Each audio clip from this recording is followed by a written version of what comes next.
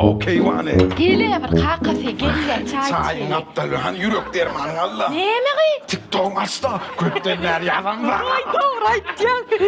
Bir içimiz bu dedelle ne? Bu bedel neme terdelikler vaka.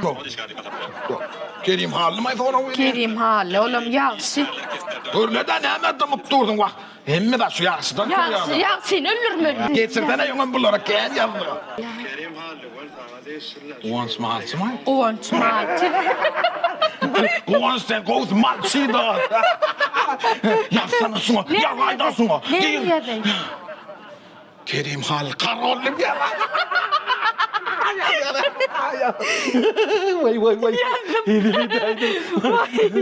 Şunu yazyan molin zılketi yeni hal var ya. Geçir yanka, Kerim'e geçirin mi? Bana da yap. Neme yedin? TikToker'lar karollu bir Koy karnısınlar la.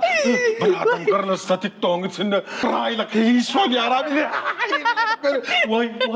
Ne mal ya? Keyif ederim. Gilyan keyif ederim. Da kantinler sağla trollal boyacak gene.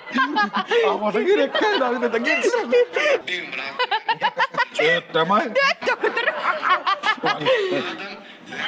Killenin sunu kata sen tursuz killeceksin sunu kata. Yalayda sunu. Neme yedin?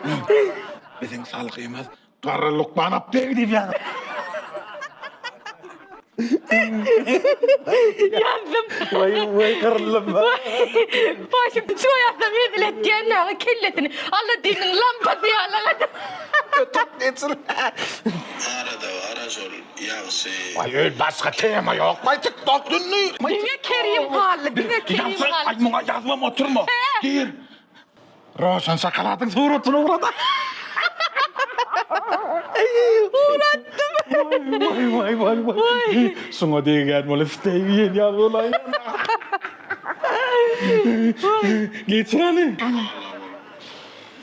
Ay bar sen galıptın da zomzom. Mıgan emere kıyı çağaçan pampası yalagan takalli. Ayak vağa mingdemdir Allah.